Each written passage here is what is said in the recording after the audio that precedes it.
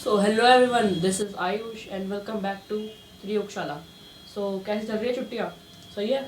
तो आज हम चालू करने वाले हैं मैथ्स का चैप्टर 1 जो कि है रियल नंबर्स। ओके, सो आपको पता ही है मैं केमिस्ट्री के भी चैप्टर्स पढ़ा रहा हूँ।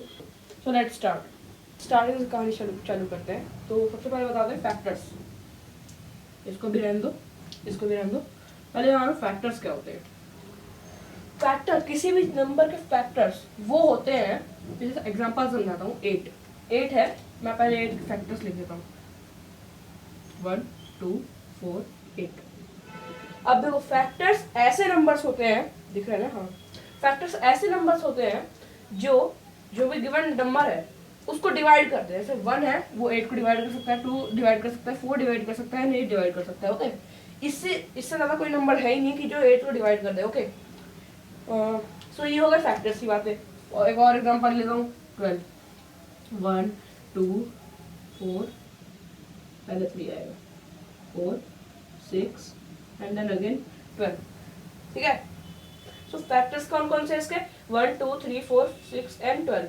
तो 1 2 3 4 5, 1 2 3 4 5 6 फैक्टर्स इसके हैं, 4 फैक्टर्स इसके हैं। ओके, तो प्राइम नंबर्स क्या होते हैं? प्राइम नंबर्स ऐसे नंबर्स होते हैं जिनके, मैं ब्लू पेन से लिख देता हूँ।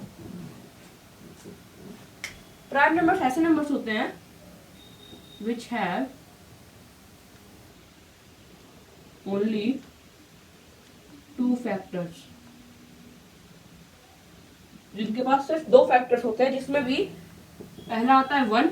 जैसे कि देख सकते हो, सबके फैक्टर्स में से एक कॉमन फैक्टर है जो कि है 1। ओके, तो कॉमन सबसे छोटा जो कॉमन फैक्टर होता है हर नंबर का, वो होता है 1। ओके, सो 12 को ले लो, 8 को ले लो, सबके टेबल में 1, मतलब 1 के टेबल में सारे नंबर आते हैं। मतलब 1 जो है सारे नंबर को डिवाइड कर सकता है। तो 1 एंड द नंबर इटसेल्फ। अब सपोज हमने एग्जांपल लिया यहाँ पे 8 का, तो 8 एक अगर प्राइम नंबर है तो नहीं। ठीक है, मैं प्राइम नंबर का एग्जांपल देता हूँ। 2 एक प्राइम नंबर है। ओके, सो यहाँ पे ले, इसका फैक्टर है 1 एंड 2। इससे आगे कोई नंबर पता है क्या जो 2 को काट दे? है, 1 मिनट, 5 लग रहा है थोड़ा सा।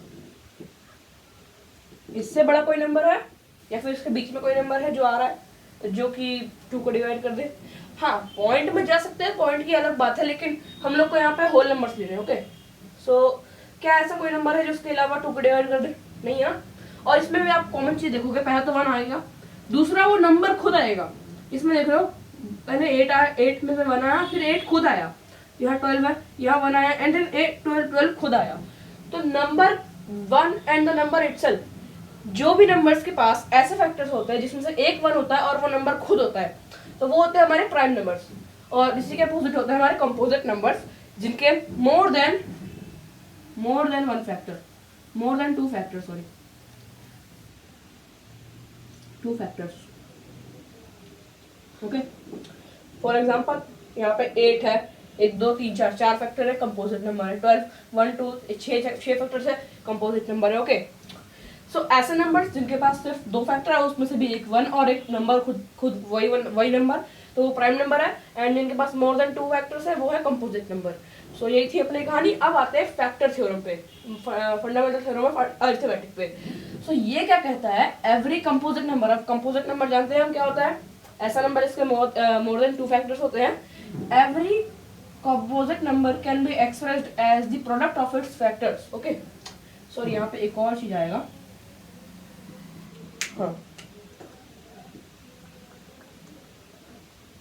नहीं फैक्टर्स ठीक है, हाँ फैक्टर्स ठीक है, लगा जाएगा। हाँ, सो देखो, मैं एग्जांपल इसमें भी समझा देता हूँ।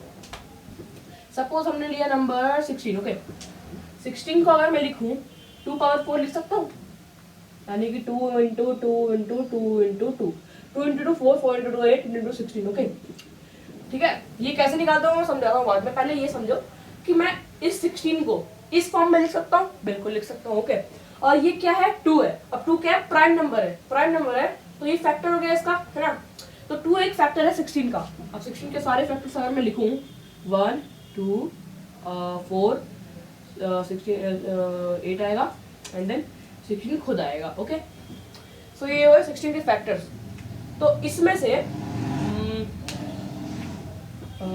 हाँ यहाँ से हटा देता हूँ इसे, मैं यहाँ पे लिखना ही पड़ेगा प्राइम फैक्टर्स।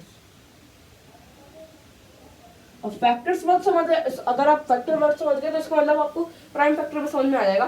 प्राइम फैक्टर वही फैक्टर्स जो प्राइम नंबर्स है।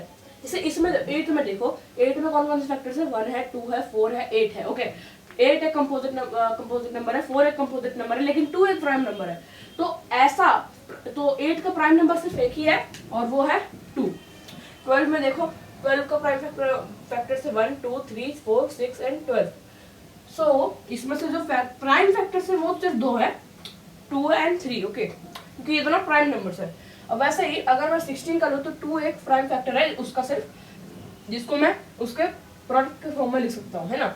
मतलब 2 को 4 बार मल्टीप्लाई किया तो 16 आ रहा है, मतलब 16 को मैं ऐसे लिख सकता हूँ। ओके, एंड ऐसे लिखने में जो नंबर हम यूज कर रहे हैं वो प्राइम फैक्टर है उसका, 16 का प्राइम फैक्टर है। ओके, आई होप ये बात समझ में आ रही हो।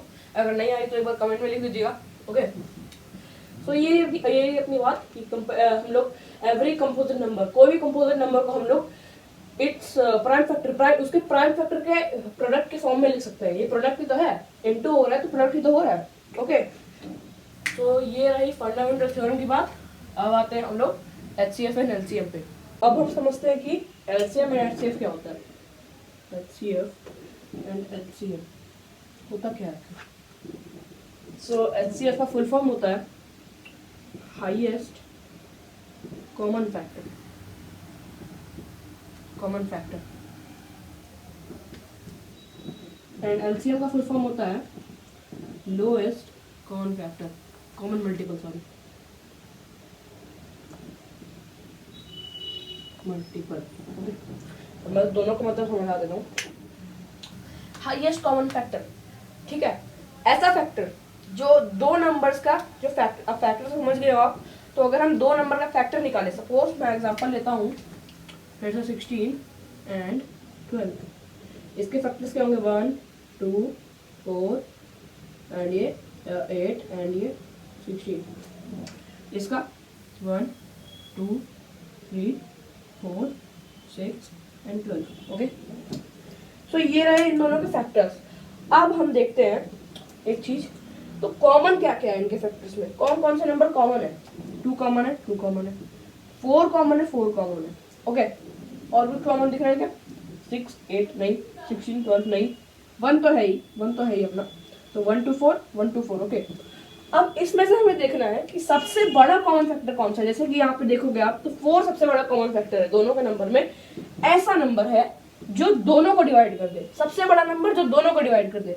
4 एक ऐसा नंबर है जो 16 को भी डिवाइड कर देगा, एंड 4 ऐसा नंबर है जो 12 को भी डिवाइड कर देगा।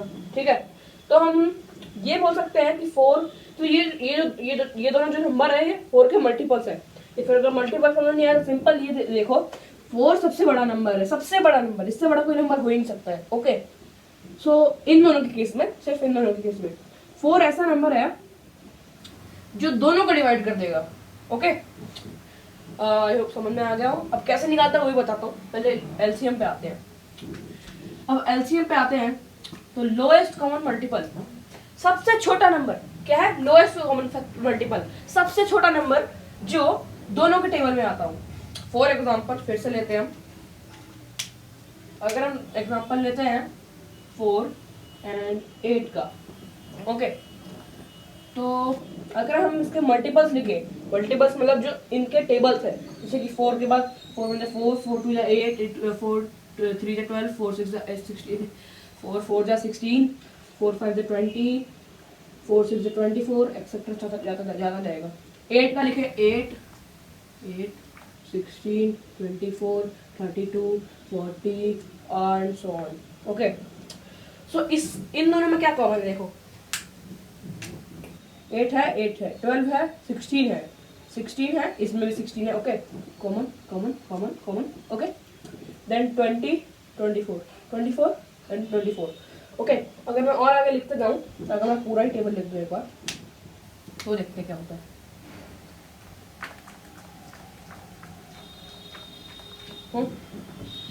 40 आ रहा है, एक मिनट, ये 28 32 36 40 48 56 64, 80, ओके नहीं सॉरी 72 आएगा, 72, 80, ओके। सो अब सब में कॉमन निकालते हैं पहले 24, 24, 32, 32, 28 नहीं आ रहा, देन 36 नहीं आ रहा, 40, 40, बस। अगर इसके आगे भी निकालते जाए तो आगे भी निकलता जाएगा वैसे तो, ठीक है।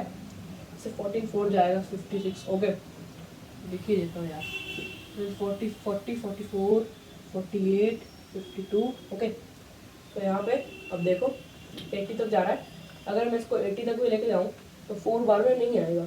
तो अब देखो सबसे कॉमन क्या क्या दिख रहा है आपको, कॉमन 8 है, 16 है, 24 है, 32 है एंड 40 है, ओके। इससे बड़ा कोई नंबर दिख रहा है 4 के टेबल में आता हुआ? 64 तो आ रहा है, ओके 64 आ रहा है, 4 के टेबल में 64 16 बार में आएगा। आगे मैं आगे करते जा रहा हूँ, ओके। सो ये इन्फिनिटी तक जाएगा, ओके। लेकिन अगर हम इसको सिर्फ यहाँ तक सीमित करें, अगर हम 80 तक देखते हैं तो 52 के बाद क्या आएगा, 56 आएगा, 60 आएगा, 64 आएगा, 64 के बाद 68 आएगा, 68 के बाद 72 आएगा, 72 के बाद 76 आएगा, देन 80 आएगा, ओके। अब देखो अब कॉमन आराम से निकल सकता है, हमें बराबर करना पड़ता है पहले। तो देखो 80 कॉमन, 80 कॉमन, 72 कॉमन, 72 कॉमन, 76 नहीं है, 64 कॉमन, 64 कॉमन, ओके ओके। यहाँ पे 64 कॉमन, 80 कॉमन, 56 भी कॉमन है, ओके। बस इसके अलावा कोई कॉमन दिख रहा है आपको? नहीं दिख रहा है। तो अब इन सारे कॉमन में से सबसे छोटा नंबर जो दोनों के टेबल में आ रहा हो, सबसे छोटा नंबर, यहाँ पे क्या था सबसे बड़ा नंबर जो दोनों को डिवाइड कर दे, लेकिन यहाँ पे ऐसा सबसे छोटा नंबर जो दोनों के टेबल में आ रहा हो। सबसे छोटा नंबर कौन सा है? 88 है। 8 से छोटा कोई नंबर है? 4 के टेबल में 8 से छोटा कोई नंबर होता नहीं है, 4 होता है, लेकिन 8 के टेबल में 4 आता नहीं है, ओके। सो आप देखोगे सबसे छोटा नंबर जो दोनों के टेबल में आ जाए वो है 8। वैसे तो इतना करने की जरूरत नहीं था, लेकिन मैं दिखा दिया कि बहुत सारे कॉमन आ सकते हैं। सबसे छोटा नंबर जो दोनों के टेबल में आ जाए वो होता है एलसीएम, एंड सबसे बड़ा नंबर जो दोनों को डिवाइड कर दे वो होता है एचसीएफ, ओके। अब हम जानते हैं उसको कैसे करते हैं सॉल्व, मतलब कैसे फाइंड करते हैं। तो पहले यहाँ लिख देता हूँ मैं एचसीएफ, एलसीएम, ओके। अब आपको प्राइम फैक्टराइजेशन अगर याद हो तो आपने सीखा था 6th क्लास में, 5th क्लास में, बहुत पहले सीखा होगा, मेरे को भी याद नहीं कब सीखा था, लेकिन हाँ आपने एक चीज जानी होगी कि प्राइम फैक्टराइजेशन में कैसे करते थे। कोई नंबर लेगा 16, सर 16 थोड़ा ज़्यादा हो गया, 24 करते हैं। इसका हम करेंगे 24 12 के टेबल में आ रहा है 2 बार में, देन 2 आ गया, ओके। सो हो जाएगा 12, तो इसके फैक्टर्स होगा 12 एंड 2। अब 12 को हम तोड़ सकते हैं किसमें, 66 एंड 2 एंड 2, देन 6 को तोड़ सकते हैं 3 एंड 2 एंड 2 एंड 2। हम इसको लिख सकते हैं 3 इंटू 2 टू द पावर 3। आपको ऐसे नहीं करना, प्राइम फैक्टराइजेशन तो यही है इसकी, लेकिन अब अभी मैं दिखाता हूँ कैसे करते हैं प्राइम। अब देखो फैक्टराइजेशन देख लिया कि किसी भी नंबर से हमको देखना है कि डिवाइड हो रहा है कि नहीं, ओके। 12 से बड़ा कोई नंबर नहीं है, मतलब 24 आ रहा है। सो अगर मैं फैक्टर लिखूँ 12 के, वैसे तो दो नंबर होने चाहिए यहाँ पे कंपेयर करने के लिए, ओके। लेकिन मैंने बस 24 का फैक्टराइजेशन कर दिया यहाँ पे। अगर मैं यहाँ पे प्राइम फैक्टराइजेशन की बात करूँ तो आप भी जैसा हमने किया सेम स्टेप है, बस यहाँ पे जो नंबर यूज करने सबसे छोटे प्राइम नंबर्स को हमें यूज करना है। अब प्राइम नंबर्स कौन कौन से होते हैं? 2, 3, 5, 7, ठीक है, 11, ऐसे नंबर बहुत सारे आगे जाते जाते हैं, तो वो होते हैं प्राइम नंबर्स, ओके। और प्राइम फैक्टराइजेशन क्या? प्राइम नंबर्स को यूज करके फैक्टराइजेशन करना किसी नंबर का, ओके। हम उसी से एचसीएफ निकालेंगे एंड उसी से हम एलसीएम भी निकालेंगे, ओके। सो अभी मैं बताता हूँ कैसे करते हैं। मैं मिटा देता हूँ पहले इसको,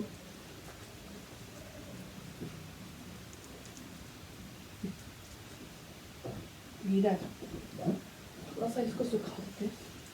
अब ठीक है, सो एचसीएफ, एचसीएफ,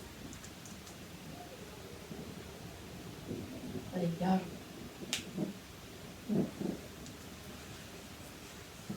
अब तो गीला नहीं है ना, नहीं है। HCF, सपोज मैंने नंबर लिया 30, ओके।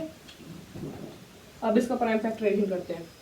2 से डिवाइड, सबसे छोटा नंबर पहले हमें लेना है, भले ये 15 से डिवाइड हो रहा हो बट 5 से डिवाइड हो, लेकिन हमें सबसे छोटा नंबर लेना है जो प्राइम नंबर। ओके 2 15 आ गया। 2 के टेबल में 15 नहीं आता, 3 के में आता है 5 बार में 5 हो गया खत्म। इसके फैक्टर्स कौन कौन से हैं? Prime factors 2 into 3 into 5। Okay अब हम एक दूसरा नंबर लेते हैं क्योंकि एलसीएम एचसीएफ 2 नंबर में होता है। सो अगर टू दूसरा नंबर ले हम ले लेते हैं 36। 2 से करेंगे 2 हो जाएगा ये कितना 18 2 9 3 3 3 1। ओके सो मैं इसके भी फैक्टर्स ले लेता हूँ 2 to the power 2 into 3 to the power 2 हो गया। 2 टू द 4 4 3 12 12 3 36। ओके सही है। 2 3 6 6 5 30 सही है। अब देखो प्राइम फैक्टराइजेशन के लिए क्या करना है, पहले हमें कॉमन थिंग्स निकालनी है इसमें। लेकिन देखो जैसे इसमें 5 है, इसमें 5 नहीं है, तो क्या हम ऐसे लिख सकते हैं 5 पावर 0। किसी भी नंबर का जो भी अगर हमने किया है, सपोज हमने ए लिया कोई नंबर, उसका अगर पावर 0 है, मैं यहाँ पे मार्क कर देता हूँ, अगर एक का पावर 0 है तो वो होता है उसकी वैल्यू होती है 1। सॉरी किसी भी नंबर की पावर में अगर 0 है तो 1 है, तो हम तो 1 यहाँ ऐड कर सकते हैं, कोई मतलब नहीं बनता। अगर हम कोई डिस्टर्ब होगा नहीं ऐसे ये चीज, ठीक है 1 ऐड करने से। ओके तो ये कर दिए 0। अब देखो 2 है 2 है 3 है 3 है 5 है 5 है, भले ही 5 पावर 0 लेकिन है। अब हम इसमें से सबसे छोटे कॉमन मतलब हर फैक्टर के सबसे छोटी पावर लीस्ट पावर लेते हैं हम इसमें। अब लीस्ट पावर जैसे यहाँ पे 1 है 1 है 1 है, 0 नहीं है 1 है, 0 ज्यादा तो 1 हो जाएगा, नहीं है इसकी ये 2 तो हट ही जाएगा। फिर अगर यहाँ पे 0 हो गया तो इसका वैल्यू तो 1 हो गया, लेकिन ये 0 नहीं है, यहाँ पे 2 की पावर 1 है जिसकी वैल्यू अगर ए का पावर 1 होता है तो वो होता है ए। ओके यहाँ पे आपने पढ़ा होगा ये सब एक्सपोनेंट्स में, ये 9 लग रहा है, हाँ ठीक है हो गया। तो ए का पावर 0 1 होता है, ए का पावर 1 ए होता है। ओके तो यहाँ से हम सबसे छोटे नंबर को छोटे पावर को लेंगे हर नंबर के। 2 में सबसे छोटा पावर कौन सा दिखता है, ये है, इसको उठा लिया HCF 2 power 1 into 3 power 2 3 power 1, ये सबसे बड़ा ये सबसे छोटा है, इसको उठाएंगे 3 पावर 1 5 पावर 1 5 पावर 0, छोटा कौन सा ये है, इसमें से इसको उठाएंगे 5 पावर 0। तो अगर हम करें इसका 2 इंटू 3 इंटू 1, आंसर आ गया 6। सो इसका इस नंबर का HCF है ये 6। आप ही खुद करके देखो, 6 के टेबल में 30 आ रहा है 5 बार में, ये आ रहा है 6 बार में। ओके कोई इससे बड़ा नंबर है जो दोनों के टेबल में आ रहा हो, नहीं सॉरी इससे बड़ा कोई नंबर है जो दोनों को डिवाइड कर दे, खुद सोच के देखो। 5 से ये तो 36 होगा ही, 4 से हो रहा है लेकिन ये 4 से 30 नहीं हो रहा है, 5 से नहीं हो रहा है, 3 से ये हो रहा है, ये हो रहा है, लेकिन अभी देखो 3 से हो रहा है, ये कितने बार में 12 बार में, ये हो रहा है कितना 10 बार में। ओके पसीना तो आ रहा है इतना। हाँ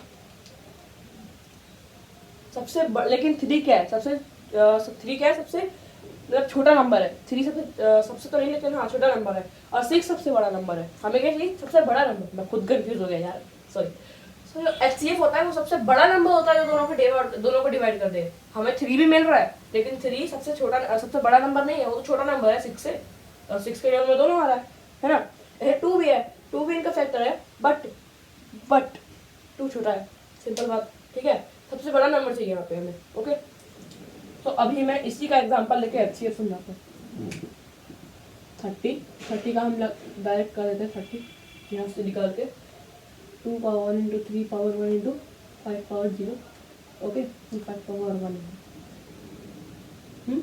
36 इक्वल्स टू 2 पावर कितना है, 2 power 2 into 3 power 2 into 5 power 0। Okay अब इसमें हमें सबसे हाईएस्ट पावर लेने, पावर वाले फैक्टर्स ले रहे हैं। अब से हाईएस्ट पावर कौन सा है, यहाँ पे LCM अगर लिखूँ 2 का पावर 2 सबसे बड़ा है, 2 पावर 2 ले लिया, देन इंटू 3 करेंगे, 3 में कौन सा सबसे बड़ा पावर 2, 3 पावर 2 ले लिया, इसमें कौन सा बड़ा है 5 पावर 1। ओके अब इसको सॉल्व करते हैं, 4 इंटू 9 इंटू 5। ओके सो ये आ जाएगा अपना, कितना आएगा 9 5 45 45 4 180 180 आंसर है 180 है। आएगा 45 2 कितना होता है 90 होता है, तो 2 और तो 2 बार और करेंगे ना, हो जाएगा। चलो 2 भी कर देता हूँ आपके लिए। 45 4 जो 20 4 4 80 हो गया आंसर आ गया। सो 180 ऐसा नंबर, सबसे बड़ा नंबर, सबसे छोटा नंबर, सॉरी सबसे छोटा नंबर जो दोनों के टेबल में आ रहा है 30 और 36 के टेबल। 30 के टेबल में 6 बार में आ रहा है, 36 के टेबल में कितने बार में आ रहा है, 5 बार में आ रहा है।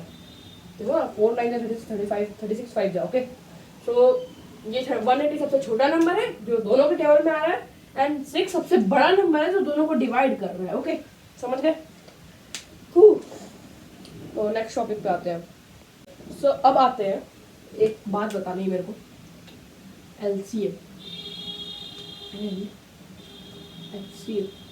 अब पता है इन दोनों के बीच एक कॉमन रिश्ता है, एक रिलेशन है इन दोनों के बीच में, रिलेशन। अब क्या है वो बताता हूँ। अगर हम किसी दो नंबर का LCM लेते हैं, अब वो दो नंबर A एंड B ले लेते हैं सपोज, ठीक। तो अगर हम करें LCM of A and B into HCF of A and B, तो वो इक्वल होगा AN इंटू B के। मतलब जो दो नंबर हमने लिया उन दोनों का HCF निकाला, LCM निकाला, उनका अगर प्रोडक्ट करेंगे तो बराबर होगा उन दोनों नंबर के प्रोडक्ट के।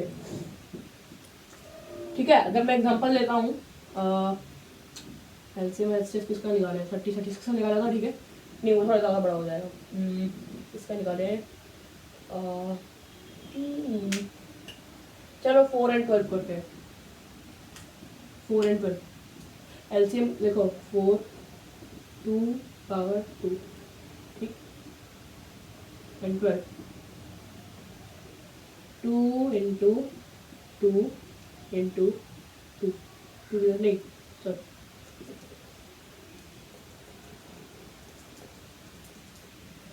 2 इंटू 6 लिख सकता हूँ, 2 का पावर 2 इंटू 3 इंटू 3 का पावर 0, ओके 4 इंटू 3 हो गया। अब देखो LCM निकालेंगे तो कितना होगा, हाईएस्ट पावर 2 2, ओके, तो 2 का पावर 2 इंटू 3 का पावर, तो 3 का पावर 1 इंटू 3 का पावर 1, ओके, इंटू करेंगे HCF का। HCF आपको ऐसा नहीं करना है, आपको LCM HCF निकालना है पहले, फिर बाद में इसको इम्प्लीमेंट करना है। HCF क्या करेगा, 2 सबसे यही है सबसे छोटा लोएस्ट पावर वाला यही है, 2 का पावर 2 ले लिया एंड 3 का पावर 0 ले लिया, ठीक।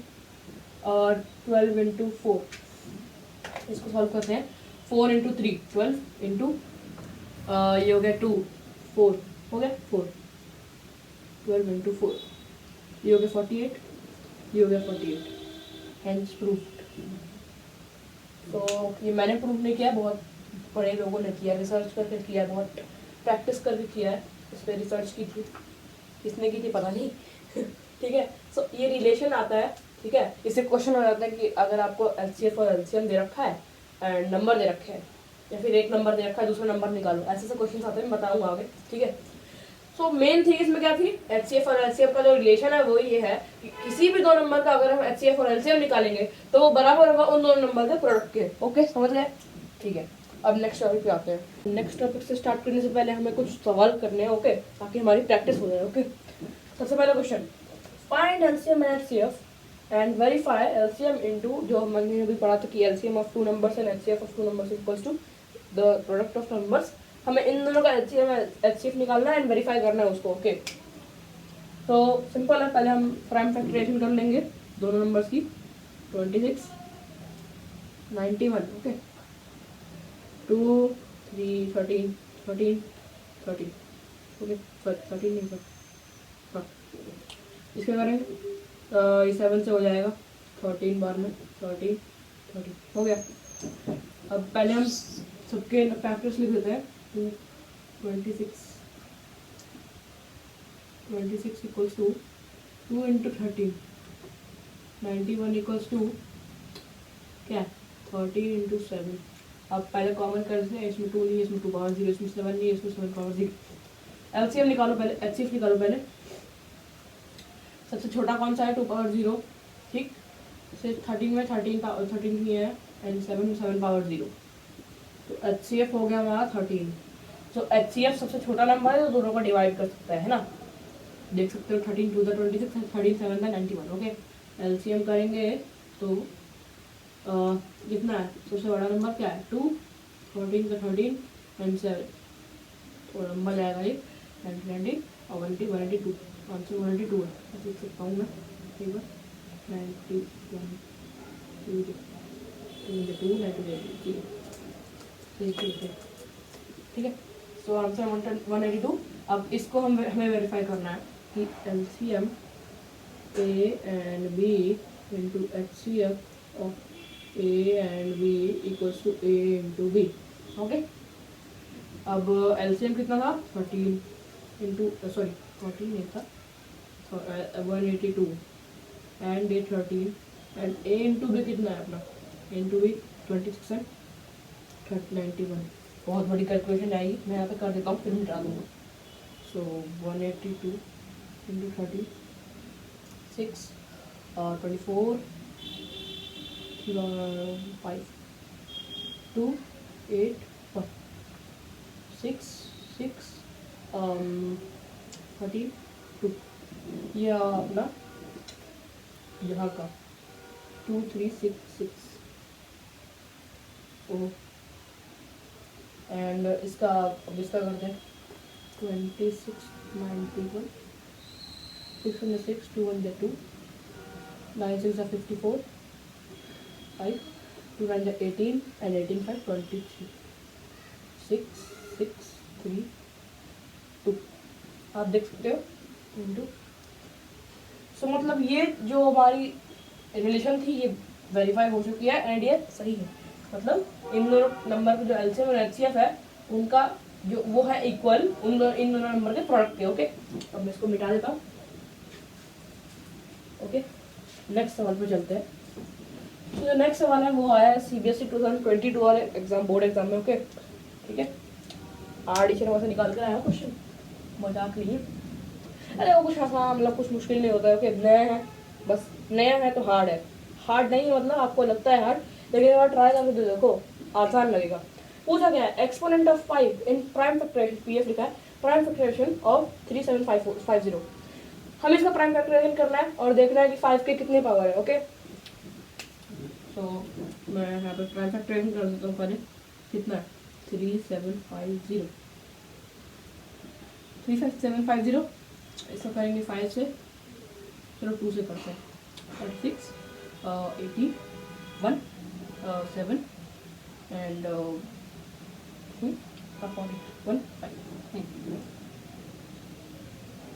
1875, फिर अब 5 से होगा 83 3 7 एंड 2, ठीक है। देन 5 से होगा कितना है, ये हो गया 7 5, देन 5 से होगा 15, देन 5 से होगा 3, अब 3 से होगा तो 1, ठीक है।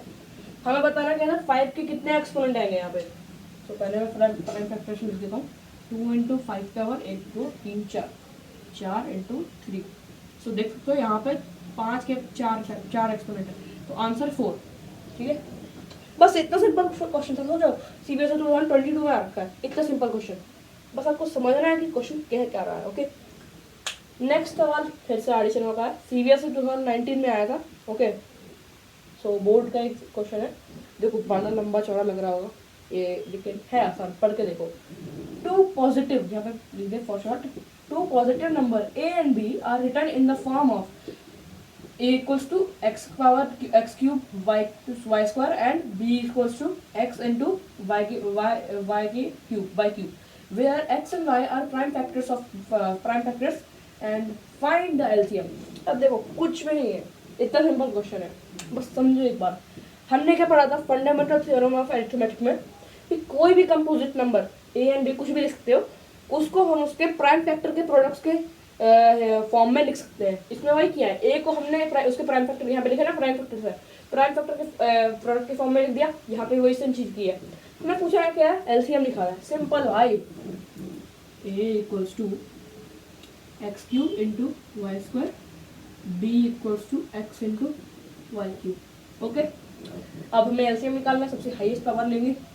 सो एलसीएम के लिए x cube and y cube हो गया, सॉल्व, खत्म।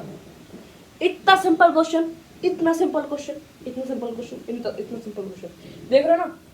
ये तो एनसीईआरटी का क्वेश्चन था, ये तो बोर्ड का क्वेश्चन था। सोच रहे हो कितना आसान आता है बोर्ड? अरे डरने की जरूरत नहीं है यार, कर लेंगे। सो अब आते हैं नेक्स्ट टॉपिक पे।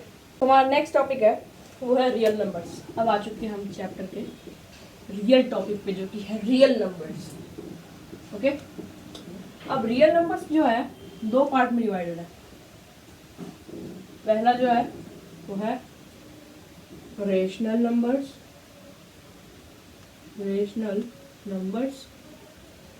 एंड दूसरा है इरेशनल नंबर्स। ओके, देख रहे हो, पहला रेशनल, दूसरा इरेशनल। अब देखो रेशनल नंबर्स क्या होते हैं, आप नाइन्थ में पढ़ के आए हो, ठीक है, नहीं पता तो बता देता हूँ। ऐसे नंबर्स जिनको हम in the form of, written in the form of, कुछ याद आ रहा होगा, in the form of p and p by q. अरे चल क्यों नहीं रहा यार पेन, थोड़ा ट्रीटमेंट की जरूरत है इसको, मैं इससे लिख देता हूँ। p and q where p and q are integers and q can not be zero. ठीक है, तो ये थे अपने रेशनल नंबर जिनको हम इस form p by q form में लिख सकते हैं, जहाँ पे q not equal to zero है, एंड जो p एंड q है वो है हमारे इंटीजर्स। ठीक है, इंटीजर्स तो पता होंगे, ऐसे नंबर जिनमें नेगेटिव, पॉजिटिव एंड जीरो होता है। ठीक है, अब इसके भी कुछ टाइप्स होते हैं रेशनल नंबर्स में। पहला होता है terminating, non terminating, repeating.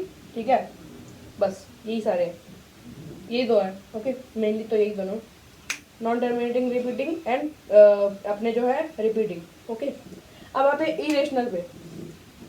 Irrational क्या होते हैं? ऐसे नंबर्स जो p बाई क्यू के फॉर्म में नहीं लिख सकते हैं, या फिर अगर हम बोले तो not perfect square numbers, not perfect square numbers.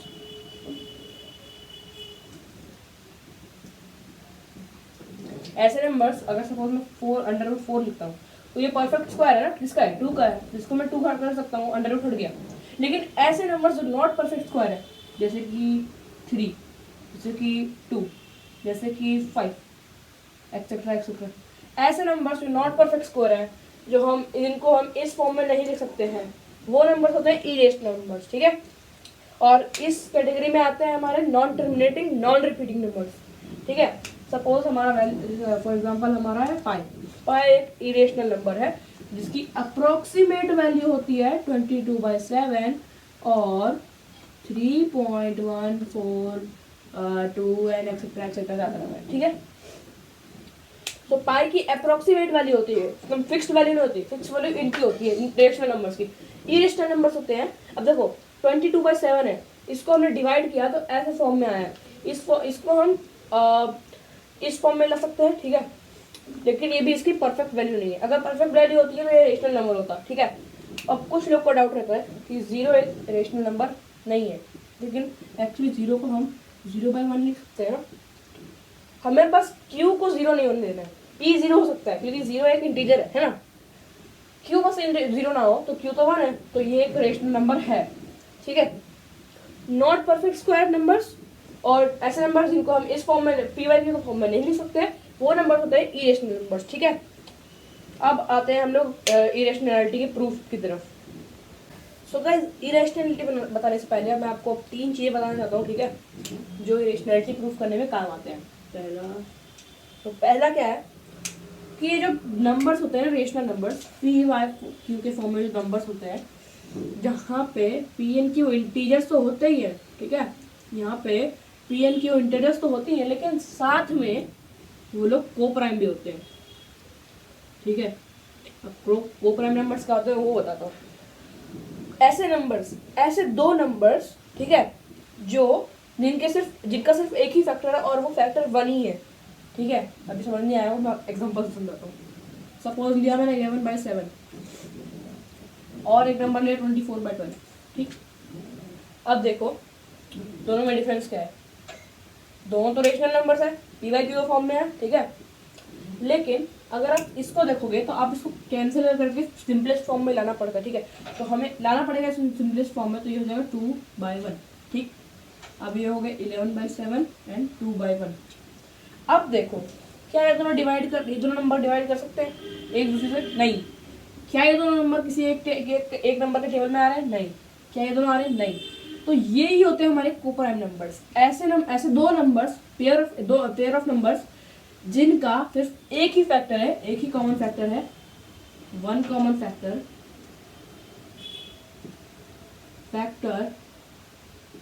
And that is equal to 1। एक ही कॉमन फैक्टर है और वो 1 ही है। अभी देखो ना, 11 1 जा, 7 1 जा, 1 के टेबल में ही आ रहे दोनों, उसके अलावा कोई और नंबर के टेबल में नहीं आ रहे हैं। ठीक है, तो ये होता है। अगर तो हम बोल सकते हैं कि पी वाई क्यू फॉर्म में जो नंबर होते हैं वो को प्राइम में होते हैं। ठीक है, अब दूसरी बात बताता हूँ। सपोज मैंने लिखा p, यहाँ पे मैंने लिखा 3। अब मैं ये तो बोल सकता हूँ ना कि 3 जो है उसको मैंने किसी चीज से इंटू किया तब जाके p आ रहा है। सपोज मैं यहाँ पे ले लेता हूँ p इक्वल्स टू 9। ओके, अगर ऐसे समझ लिया, p इक्वल्स टू 9 दिया, अब p equals to 3 into q. ठीक, अब ये लिखा मैंने, तो मैं क्या बोल सकता हूँ? क्या मैं बोल सकता हूँ कि 3 के साथ मैंने कुछ इंटू किया है तब जाके p आ रहा है। आपको पता है कि 3 इंटू 3 9 होता है। तो अगर हम क्यों ले तो हम ये बोल सकते हैं ना कि 3 के साथ हमने कुछ ऐड इंटू किया है जिसके कारण p आ रहा है। तो हम ये भी कह सकते हैं कि this means p 3 divides p। क्या हम बोल सकते हैं? सपोज यहाँ पे मैंने लिखा, यहाँ पे 9 लिख दिया, 9 इक्वल्स टू 3 इंटू क्यू। अब क्यू की वैल्यू निकालनी है हमें, यहाँ से आ जाएंगे 9/3 इक्वल्स टू क्यू। आ गया ना? तो हम क्या हम कह सकते हैं कि जो 3 है वो 9 को डिवाइड कर रहा है ना, मतलब 3 जो है p को डिवाइड कर रहा है। ठीक है, मैं आपको यही समझाना चाह रहा था कि अगर ऐसा कोई है लिखा हुआ नंबर तो हम ये कह सकते हैं कि जो 3 है वो p को डिवाइड कर रहा है। ठीक, अब तीसरी बात आती है। ठीक, हाँ, सो अगर मैं लिखता हूँ p² इक्वल्स टू 3q², मतलब मैंने 3 को किसी q² से इंटू किया तब जाके p की वैल्यू आ रही है ना। ओके, सपोज मैंने लेता हूँ p की वैल्यू 12, p को मैंने 12 लिया अगर, सो क्या मैं कह सकता हूँ कि नहीं सॉरी 12 नहीं आएगा, 12 नहीं आएगा, सॉरी यहाँ पर हम लेते हैं 36 ले लो, 36 ले लो। अगर p² की वैल्यू 36 है तो p की वैल्यू कितनी आएगी? 6 हो जाएगी। ठीक, तो अगर यहाँ पे 36 लिखा 3 इंटू q² की वैल्यू निकालनी है, इधर करेंगे तो 3 हो जाएगा। सो यहाँ से q की वैल्यू हो जाएगी। ठीक है, q² की वैल्यू हो जाएगी। ठीक, सो यहाँ से 12 आ जाएगा आंसर। ओके, q² का, अब वो कितना भी हो सकता है। ठीक है, सपोज हम लेते हैं 4 नहीं 3, हाँ, तो q की वैल्यू आ गई कितनी? q इक्वल्स टू, q की वैल्यू निकाल रहा हूँ। ओके, q² की वैल्यू 12 है तो q की वैल्यू कितना हो जाएगी? 3√2। इतना लाने की जरूरत नहीं, मैं बस यही समझाना चाह रहा हूँ कि अगर 3 यहाँ से देखो, अगर 3 p को डिवाइड कर रहा है। ठीक है, अगर इस केस में देखें तो 3 अगर p², तो हम बोल सकते हैं ना कि दिस मीन्स 3 डिवाइड्स p²। तो हम क्या हम बोल सकते हैं कि जो 3 है वो p² को डिवाइड कर रहा है? बिल्कुल कर रहा है। तो हम ये भी बोल सकते हैं कि अगर जो 3 है, मैं यहाँ पे बुक में बना हुआ डायग्राम मैं उसको समझाता हूँ। अगर a है, ठीक, वो पी स्क्वायर को काट रहा है, डिवाइड कर रहा है, तो वो पी को भी काटेगा। ठीक है, बस मैं यही समझाना चाह रहा था कि अगर 3p स्क्वायर को डिवाइड कर रहा है तो p डिवाइड्स p ऑल्सो। ठीक है, बस यही 3 चीज़ें आप दिमाग में रख लो, आपको इरेशनलिटी हो जाएगा। ठीक है, मेनली क्या था, कोप्राइम नंबर्स होते हैं जो पी वाई के फॉर्म में होते हैं। ठीक है, दूसरी चीज़, अगर ऐसा कोई फॉर्म में लिखा हुआ है नंबर तो 3p को डिवाइड कर रहा है। ओके, तो हम कह सकते हैं अगर 3p को डिवाइड कर रहा है तो 3p स्क्वायर को भी डिवाइड कर रहा है, जैसे कि यहाँ पे लिखा हुआ है। ठीक, अब आते हैं इरेशनलिटी पे। सो अब डायरेक्ट क्वेश्चन पे आते हैं, क्या है, प्रूफ √3 एज इरेशनल। ठीक, आप बोलोगे कि √3 तो इरेशनल है, लेकिन हमें प्रूफ करने बोला है, तो बोलोगे हाँ भैया हमें आता है, क्या है जो है √3 है, ये एक नॉन परफेक्ट स्क्वायर है, not a perfect square, non perfect square, so it is irrational. ठीक है, आप लिखोगे ये, आप ये लिख के आता है सीबीएसई के बोर्ड एग्जाम में। ठीक है, आपको जो एग्जामिनर है वो नंबर देगा 0 बट्टा सन्नाटा। क्यों देगा, एक लाइन का थोड़ी आंसर होता है, प्रूफ करने बोले तो कोई मेथड होगा ना, है ऐसे ही थोड़ी ना बता दिया है, तो इसको प्रूफ करने के कुछ मेथड्स होते हैं, अब मैं वो बताता हूँ। ओके, नीला है फिर से कर दो साफ। ओके, हो गया नहीं हुआ, हो गया नहीं हुआ, हो गया हो गया। ठीक, सो अब आते हैं इसको प्रूफ कैसे करना है। पहले हम बोलेंगे कि let √3 be a rational number. ठीक है, हमने मान लिया कि जो √3 है वो एक रेशनल नंबर है। इस मेथड को कॉन्ट्राडिक्टरी मेथड भी कहते हैं, या फिर मेथड ऑफ कॉन्ट्रडिक्शन। ओके, इसमें हम इस चीज़ के खिलाफ जाते हैं, जैसे कि √3 इज इरेशनल। ठीक है, लेकिन हमने मान लिया कि ये रेशनल है। अगर रेशनल है तो हम इसको p/q के फॉर्म में लिख सकते हैं, बिल्कुल लिख सकते हैं। और क्या मैं बोल सकता हूँ कि p/q के फॉर्म में लिखा है तो p and q are integers, but हम यहाँ लिखेंगे कोप्राइम, अभी बताया था क्यों। ठीक, तो कोप्राइम मतलब इन दोनों का सिर्फ एक ही फैक्टर है p/q के, जो कि है 1, और वो 1 ही है कॉमन फैक्टर। ठीक है, तो अगर √3 को लेते हैं, अगर वो रेशनल नंबर है तो वो कोप्राइम नंबर है। ठीक, अब क्या करता हूँ मैं यहाँ पे, स्क्वायरिंग बोथ साइड्स। हमने क्या बोला, चलो दोनों को स्क्वायर करके देखते हैं, अपनी मर्जी भैया, कुछ भी करो। ठीक, p²/q² इक्वल्स टू p²/q²। ठीक, अब आ गया 3 = p²/q², q² में इधर ले आया तो ये बन गया p² = 3q²। कुछ जाना पहचाना लग रहा है अभी जो पढ़ा था हमने, बिल्कुल। सो इसको देख के हम क्या कह सकते हैं कि 3 डिवाइड्स p², सो 3 डिवाइड्स p ऑल्सो। ठीक, अभी पढ़ा था। ठीक, कि अगर कोई नंबर है, अगर वो p² को डिवाइड कर रहा है तो वो p को भी डिवाइड करेगा, सिंपल बात। यहाँ पे वही चीज़ कर दी हमने, तो यहाँ पे हमें पता चला कि 3 का एक फैक्टर p भी है। ठीक, अब दूसरे पे आते हैं। ठीक है, तो क्या हम कह सकते हैं कि p को डिवाइड कर रहे हैं तो मतलब p = 3 के साथ हमने कुछ ऐड किया तब p आया। ठीक, यहाँ पे p² नहीं है, q नहीं है, q² नहीं है, 3 के हमने कुछ और ऐड किया जिससे p आया। ठीक, तो मान लेते हैं यहाँ पे c है, c। ठीक, कि p के साथ हमने 3 के साथ हमने c ऐड किया तब जाके p आया है। ओके, जब p आया तब p² होगा, तो 3 के साथ हमने q² को ऐड किया तब p² आया। उसको छोड़ो, यहाँ पे देखो p² = 3c, मतलब कि 3 के साथ हमने कुछ ऐड इनटू किया तब जाके p आया। अब इसको हम पुट कर देंगे इस वाले में। ओके, इस वाले इक्वेशन में पुट कर देंगे, आपको लिखना पड़ेगा पुटिंग इक्वेशन 2 है 2 इन 1 कर दो 2 ये कर दो 1। ओके, अब करते हैं यहाँ पे p² की जगह लिखना 3c इसका स्क्वायर। ठीक, कर दिया जी। अब यहाँ पे क्या था, q², 3q², ये 9c² हो गया। Equals to 3q²। यहाँ 3 को इधर ले आएंगे, 3c² 9c²/3 equals to q²। अब इसको कट करेंगे, ये 3 हो गया 3। तो ये हमारा क्या इक्वेशन बना, q² इक्वल्स टू 3c²। अरे भैया ये तो फिर से कुछ दिखा दिखा सा लग रहा है। क्या है, 3 डिवाइड्स q²। सो 3 ऑल्सो डिवाइड्स q।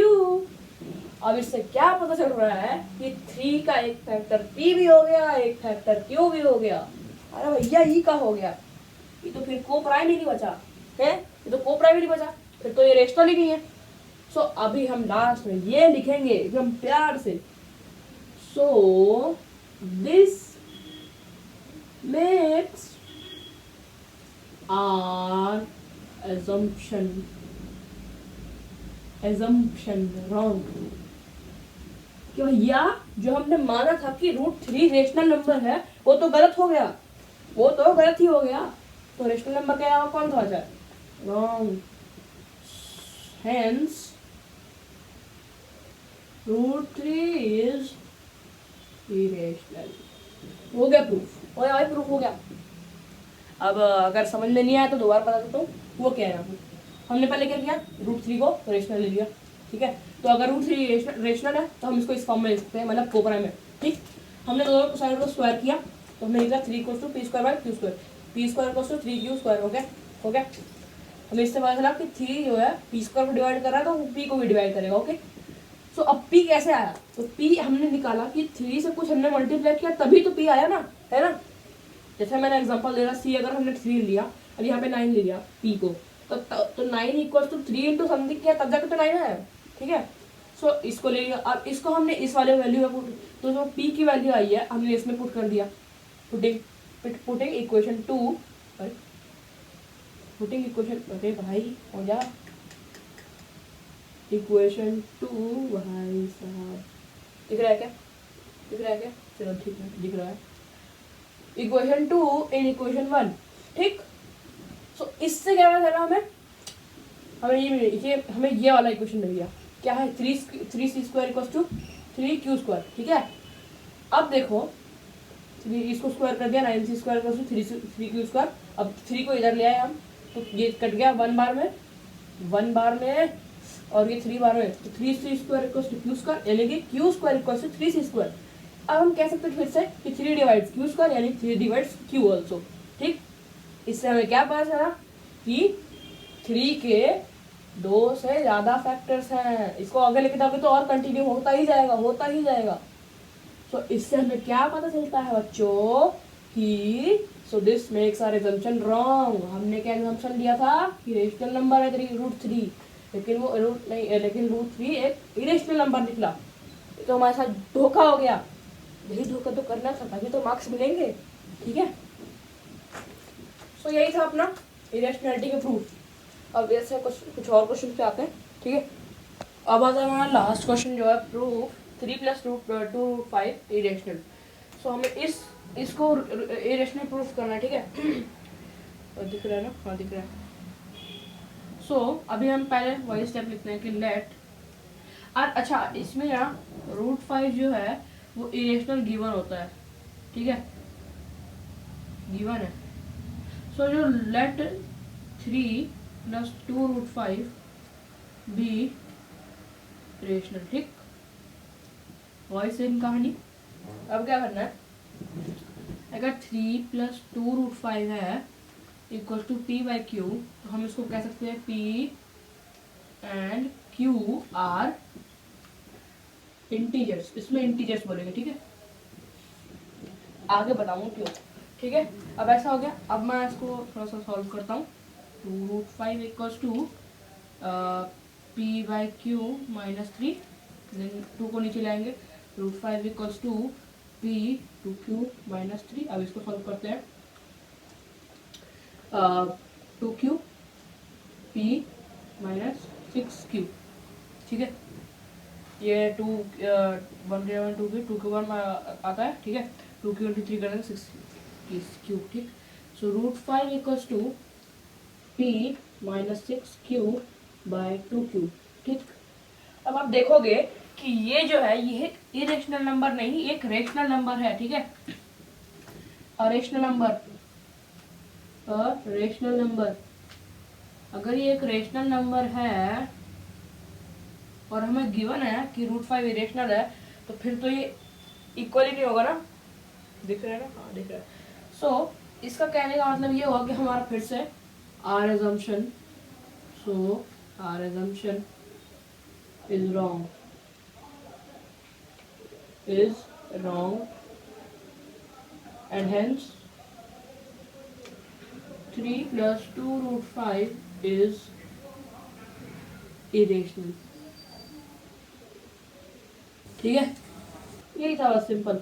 हमने क्या किया, हमने इसको सॉल्व किया है, इसको इंटीजर लेके। अब देखो क्यों इंटीजर क्यों लिया, अगर ये इंटीजर है ठीक है तो ये पीवर की फॉर्म में लिख सकते हैं, तो ये एक रेशनल नंबर है, लेकिन ये तो इरेशनल है ना, तो दोनों तो इक्वल हो नहीं सकते। ठीक है, तो बात यहाँ पे यही हुई। सो अब बचा गया, हो गया।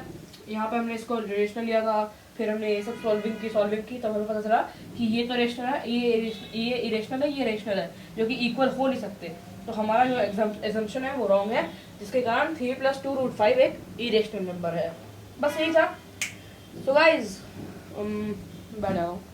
सो मैं होप करता हूँ कि आपको ये चैप्टर समझ में आ गया होगा। हाँ, ऑलमोस्ट खत्म हो गया, बस कुछ क्वेश्चन सॉल्व करेंगे, प्रैक्टिस करेंगे तो हो जाएगा पूरा चैप्टर खत्म। सो मैं होप करता हूँ कि आपको ये वीडियो पसंद आई होगी। Okay, please share, like, subscribe. Okay, and मैं मिलता हूँ आपसे नेक्स्ट वीडियो में। Till then bye bye.